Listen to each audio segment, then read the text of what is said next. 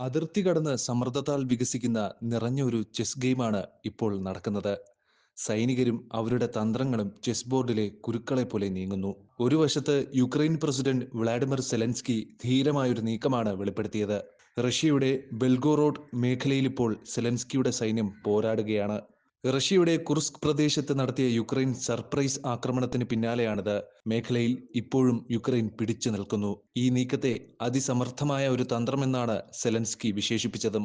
Russian സൈന്യത്തെ യുക്രൈനിൽ നിന്ന് തുരത്താനുള്ള വിദ്യയാണ് ഇപ്പോൾ നടമാടുന്നത്. മറുവശത്ത് റഷ്യൻ പ്രസിഡന്റ് വ്ളാഡിമിർ പുടിൻ 1,60,000 യുവാക്കളെ സൈനിക സേവനത്തിന് വിളിക്കുന്നു. 14 വർഷത്തിലെ ഏറ്റവും വലിയ സൈനിക ക്ഷണപത്രം. മോസ്കോയിലെ ജിംനേഷ്യങ്ങളിൽ പോലീസ് കയറി യുവാക്കളെ സൈനിക സേവനത്തിന് പിടികൂടുന്ന രംഗങ്ങൾ ഒന്ന് സങ്കല്പിക്കുക. ഔദ്യോഗികമായി ഈ സൈനികർ യുക്രൈനിൽ പോരാടില്ലെന്നാണ് റഷ്യ പറയുന്നത്. പക്ഷേ പലരും ഭയപ്പെടുന്നത് അവരെ യുദ്ധത്തിലേക്ക് തള്ളിവിടുമെന്നാണ്. ക്ഷണപത്രം നിരസിക്കുന്നവർക്ക് വീടുകൾ, കാറുകൾ, രാജ്യം വിടാനുള്ള അവകാശങ്ങൾ പോലും നഷ്ടപ്പെടുമെന്ന് മനുഷ്യാവകാശ സംഘടനകൾ മുന്നറിയിപ്പ് നൽകുന്നു. ഇതിൽ നിന്നൊക്കെ മനസ്സിലാക്കാൻ കഴിയുന്നത് യുദ്ധം കൂടുതൽ ചൂടേറിക്കൊണ്ടിരിക്കുകയാണ് എന്നതാണ്. ബെൽഗോറോഡിൽ യുക്രൈനിയൻ ഡ്രോണുകൾ റഷ്യൻ സൈന്യത്തെ ആക്രമിക്കുമ്പോൾ റഷ്യൻ അതിർത്തിയോട് ചേർന്ന് യുക്രൈനിയൻ ഗ്രാമങ്ങളെയും ബോംബ് കൊണ്ട് തകർക്കുകയാണ്. പുടിൻ വലിയൊരു ആക്രമണത്തിന് തയ്യാറെടുക്കുകയാണെന്നാണ് വിദഗ്ധർ ചൂണ്ടിക്കാണിക്കുന്നത്. ടാങ്കുകൾക്ക് മുന്നോട്ടു പോകാൻ ചെളി നിറഞ്ഞ നിലം വരണ്ടുപോകാൻ കാത്തിരിക്കുകയാണ്. യുക്രൈനിയൻ മുൻ സുരക്ഷാ ചീഫ് വാലന്റിൻ നലിവെയ്ചെങ്കോ പറയുന്നത് ഓരോ പുതിയ റഷ്യൻ സൈനികരും യുക്രൈനെതിരെയാണെന്നാണ്. പുടിൻ ഞങ്ങളുടെ രാജ്യത്തെ ആഗ്രഹിക്കുന്നുവെന്നാണ് അദ്ദേഹം മുന്നറിയിപ്പ് നൽകുന്നത്. തന്റെ കൈവശമുള്ളതെല്ലാം ടാങ്കുകൾക്ക് മുന്നോട്ടു പോകാൻ ഉപയോഗിക്കും. എന്നാൽ ഇതിൽ കൂടുതൽ വഴിത്തിരിവുകളാണ് വിരൽ ചൂണ്ടുന്നത്. റഷ്യയിലേക്കുള്ള യുക്രൈന്റെ ധീരമായ ആക്രമണങ്ങൾ വെറുമൊരു പോരാട്ടമല്ല, ഒരു വിലപേശൽ ചിപ്പ് പോലെ അവയെ വിശേഷിപ്പിക്കാം.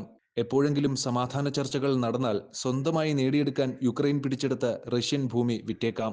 മറുവശത്ത് പുടിൻ നിലവിൽ കൂടുതൽ പിടിച്ചെടുക്കും തോറും പിന്നീട് കൂടുതൽ കൈവശം വയ്ക്കുമെന്ന് കരുതുന്നതായി തോന്നുന്നു. യുക്രൈന്റെ ഏകദേശം 20% ഇതിനകം തന്നെ പുടിൻ യുദ്ധത്തിലൂടെ പിടിച്ചെടുത്തു. തന്റെ സൈന്യം സാവധാനത്തിൽ എന്നാൽ സ്ഥിരതയോടെയും മുന്നോട്ട് നീങ്ങുകയാണെന്നാണ് റഷ്യ വ്യക്തമാക്കുന്നത്. യുക്രൈനിലെ ഖാർക്കിവിനടുത്തുള്ള സൈനികർ സമാധാനം പ്രതീക്ഷിച്ച് കഠിന പരിശീലനം നടത്തി യുദ്ധത്തിന് തയ്യാറെടുക്കുകയാണ്. കഴിഞ്ഞ വർഷം റഷ്യ ഈ പ്രദേശം ആക്രമിക്കാൻ ശ്രമിച്ചിരുന്നു, പക്ഷേ കുടുങ്ങിപ്പോയി. യുക്രൈന്റെ അപ്രതീക്ഷിത കുർസ്ക് പ്രത്യാക്രമണത്തിന് നന്ദി. ഇപ്പോൾ എല്ലാവരും കലണ്ടർ നോക്കുകയാണ്. വസന്തകാലത്തോടെ എല്ലാവരും ജാഗ്രത പുലർത്തിയിരിക്കുന്നു. റഷ്യൻ ആക്രമണം വീണ്ടും ഉണ്ടാകുമെന്നാണ് പ്രതീക്ഷ. കീവിൽ സമാധാന കരാറുകളെക്കുറിച്ച് ആളുകൾക്ക് സംശയമുണ്ട്. ഓരോ ആക്രമണവും അവരുടെ സംവാദത്തിന്റെ രൂപമാണെന്ന് തോന്നിപ്പിക്കുന്നതാണ്. യുക്രൈനിലെ ഒരു റിപ്പോർട്ടർ തമാശ രൂപേണ ഇങ്ങനെ പറഞ്ഞു: നിലവിലത്തെ സാഹചര്യത്തിൽ യുക്രൈൻ റഷ്യയിലേക്ക് ആക്രമിക്കുകയും ഇതിനെ ചെറുത്തു നിർത്താൻ റഷ്യ വമ്പൻ സൈന്യത്തെ ഒരുക്കുകയുമാണ് ചെയ്യുന്നത്. രണ്ട് കക്ഷികളും ശക്തമായിട്ടാണ് നിലയുറപ്പിക്കുന്നത്. അടുത്ത നീക്കം ആർക്കാണെന്ന് കാണാൻ ലോകം ശ്വാസം പിടിച്ച് കാത്തിരിക്കുകയാണ്.